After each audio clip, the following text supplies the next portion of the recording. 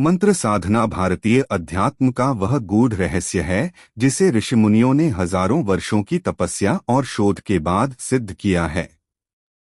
मंत्र केवल अक्षरों या शब्दों का मेल नहीं है, बल्कि यह ब्रह्मांडीय ऊर्जा का एक जीवंत पुंज है।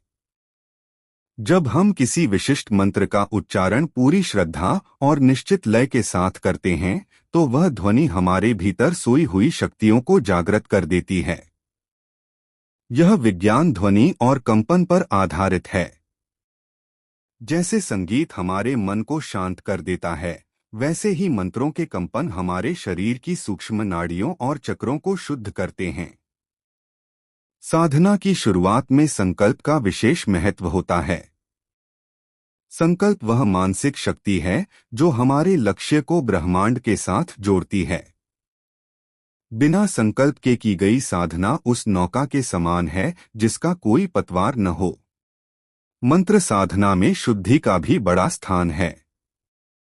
यह शुद्धि केवल बाहरी नहीं, बल्कि आंतरिक भी होनी चाहिए। सात्विक आहार, पवित्र विचार और मौन का पालन करने से मंत्रों की शक्ति कई गुना बढ़ जाती है। जितना अधिक साधक मौन रहता है, उसके मंत्र उतने ही अधिक प्रभावशाली होने लगते हैं। मंत्र जप की 3 मुख्य विधियां बताई गई हैं। पहली है वाचिक जप, जिसमें मंत्र का स्वर दूसरों को सुनाई देता है। दूसरी है उपांशु जप, जिसमें केवल होंठ हिलते हैं और ध्वनि स्वयं को सुनाई देती है। तीसरी और सबसे शक्तिशाली विधि है मानसिक जप। इसमें न होंठ हिलते हैं और न ही जीभ, साधक केवल मन ही मन उस ऊर्जा का अनुभव करता है। यह विधि सीधे अवचेतन मन पर प्रहार करती है और असंभव को भी संभव बनाने की क्षमता रखती है। साधना के दौरान न्यास की प्रक्रिया शरीर को एक अभेद्य कवच प्रदान करती है।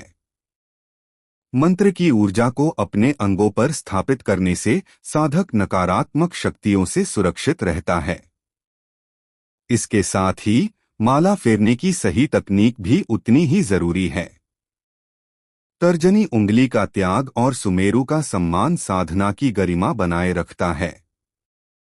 मंत्र साधना का अंतिम लक्ष्य केवल भौतिक सुख प्राप्त करना नहीं, बल्कि स्वयं को उस परम शक्ति में विलीन करना है। जो साधक पूरे धैर्य और नियम के साथ इस पथ पर चलता है, उसे न केवल मानसिक शांति प्राप्त होती है, बल्कि वह सिद्धियों का स्वामी भी बन जाता है। मंत्र साधना जीवन जीने की एक कला है जो मनुष्य को सामान्य से असाधारण बना देती है।